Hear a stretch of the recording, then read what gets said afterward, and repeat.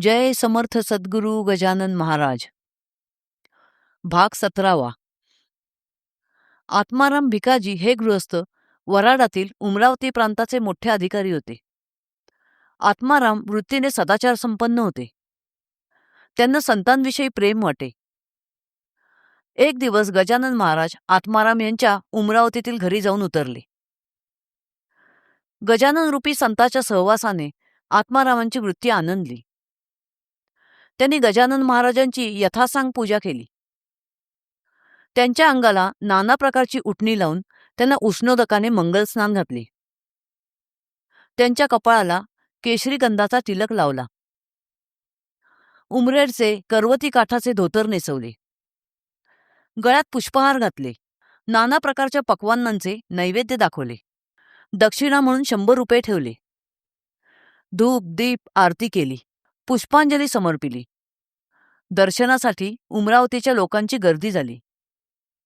प्रत्येकाला वाटत होते की गजानन महाराजांना आपल्या घरी नेऊन त्यांची यथासांग पूजा करावी, परंतु फारच थोड्या लोकांची इच्छापूर्ती झाली.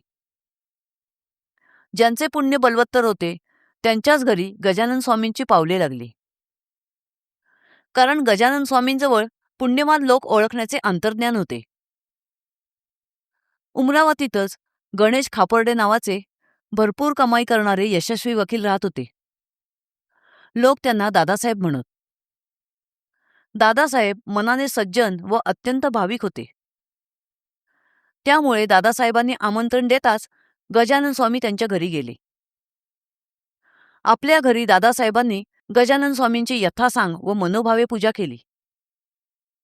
तेथे गणेशप्पा नावाचे गृहस्थ उपस्थित होते. गणेशप्पांची पत्नी चंद्राबाई परमभाविक होती.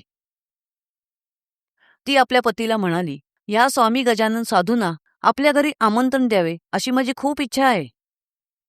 त्यांच्या आगमनाने आपले घर पवित्र होईल. तुम्ही त्यांना विनंती करून बघा. आपले मन निष्पाप असल्याने ते येतील अशी माझी खात्री आहे." तेव्हा गणेशप्पा तिला म्हणाले, "तुला वेळ लागली आहे का? गजानन स्वामींना आपल्या घरी आमंत्रण देण्यासाठी बलवत्तर वशिला पाहिजे." दादासाहेब खापर्डे अत्यंत सधन असूनही गजानन स्वामींना आपल्या घरी न्यायला त्यांना किती श्रम पडले याचा विचार कर. उगाच भलतासलता हट्ट करू नकोस. त्यावर चंद्राबाई म्हणाली, "तुमचे बोलणे मला पटत नाही. माझी मनोदेवता सांगते आहे की गजानन स्वामी आपल्या घरी येतील. संतांकडे श्रीमंत गरीब असा भेदभाव नसतो.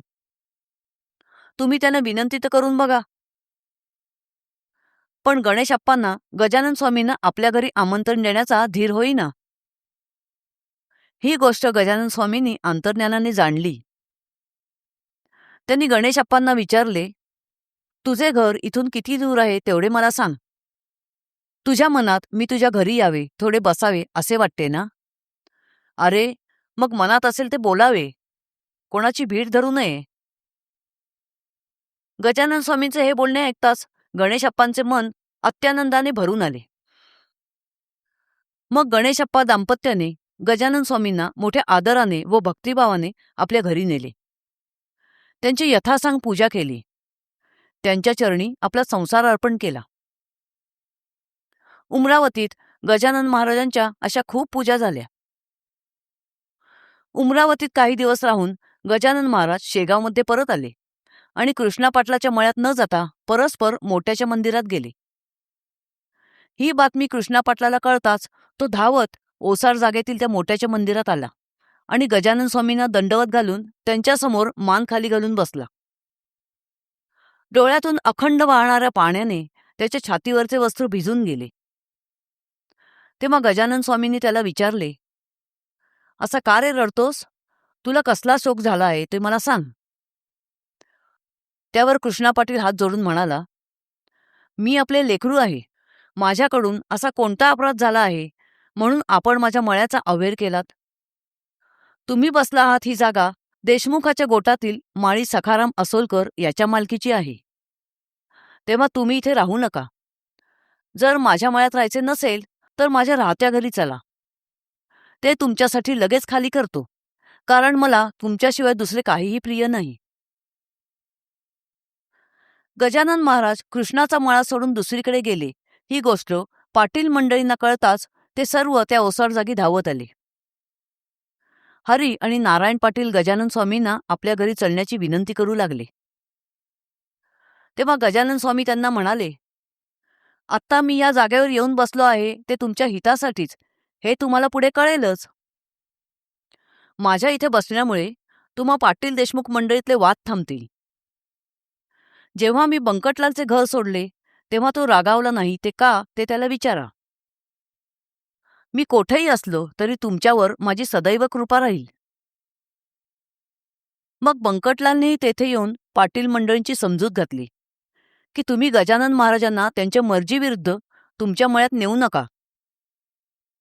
माझ्या घरून जेव्हा ते निघून गेले तेव्हा मी काय केले?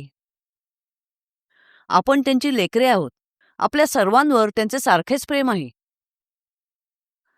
या जागेचा मालक सखाराम असोलकर उदार मनाचा आहे. त्याची जागा गजानन महाराजांसाठी देण्यास तो नकार देणार नाही असे वाटते. आणि जर सखारामने त्याची जागा दिली नाही तर आपण सगळे मिळून पुढचे सर्व बघू. मग पुढे सगळ्यांचा समेट होऊन त्या ठिकाणी मठ बांधण्यात आला. मठात गजानन महाराजांबरोबर त्यांचे 4 निस्सिम भक्त होते. भास्कर, बाळाभाऊ, पितांबर आणि उमरावतीचा गणेशप्पा. तसेच रामचंद्र गुरव हा सुद्धा मठात राहत होता. श्री गजानन महाराज साक्षात हरी आणि हे 5 पांडव भासत असत. उमरावतीतील गजानन महाराजांच्या प्रत्येक पूजेत बाळाभाऊ नावाचा एक गृहस्थ समर्पित भावनेने हजर राहत असे. बाळाभाऊ हा उमरावती प्रांताचे अधिकारी वकील आत्माराम भिकाजी यांचा भाचा होता. मुंबईत तार मास्तर म्हणून कामाला असलेला बाळाभाऊ रजा घेऊन आपल्या मामाला भेटण्यासाठी उमरावतीला आला होता.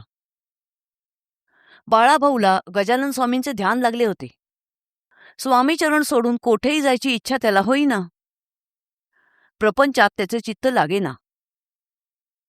मग त्याने ठरवले की आजपर्यंत जो प्रपंच केला तो पुरे झाला. आजपासून काहीही झाले तरी मी गजानन स्वामींचे चरण सोडणार नाही. हातातले अमृत सोडून विष पिणे कोण पसंत करेल? बाळाभाऊची वृत्ती अतिविरक्त झाली होती. त्याचे घर व नोकरी मुंबईत होते, पण आपल्या नोकरीची अजिबात पर्वा न करता तो शेगावात गजानन महाराजांबरोबर राहत होता. बाळाभाऊच्या घरून वारंवार त्याला मुंबईला परत बोलावणारी पत्रे येऊ लागली, पण त्याचा त्याच्यावर काहीही परिणाम होत नव्हता. तो घरी जाण्याचा विचारसुद्धा करत नव्हता. तेव्हा भास्कर गजानन स्वामींना म्हणाला, गुरुराया, हा इथे पेढे बर्फी खायला सोकावला आहे म्हणून इथून कुठेही जाऊ इच्छित नाही. तुम्ही याला चांगला मार द्या. माराचे 14वे रत्न बघितल्याशिवाय हा इथून हलणार नाही. लकडी वाचून मकडी वळत नाही. त्यानंतर एकदा बाळाभाऊला बळेच घालवून दिले. तेव्हा तो मुंबईला गेला आणि नोकरीचा राजीनामा देऊन शेगावला परत आला. बाळाभाऊ परत आलेला बघताच भास्कर त्याला म्हणाला, इथे वरचेवर परत येऊन आम्हाला त्रास का रे देतोस? ओढाळ बैलाला किती वेळा हाकलले तरी तो हिरवळीवर चरायला परत परत येतोच. तसेच तू करतो आहेस. भास्करचे हे अहंकाराचे बोलणे गजानन स्वामींना खपले नाही. त्यांनी भास्करचे अज्ञान व अहंकार दूर करण्यासाठी एक कृती केली. एका गृहस्थाच्या हातात एक भली मोठी छत्री होती. ती छत्री घेऊन गजानन स्वामी बाळाभाऊला मारू लागले.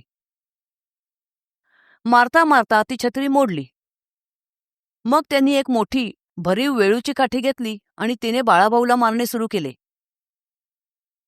ते दृश्य पाहून आजूबाजूचे लोक घाबरले. काही जण पळून गेले, परंतु बाळाभाऊ तसाच निश्चित पडून राहिला.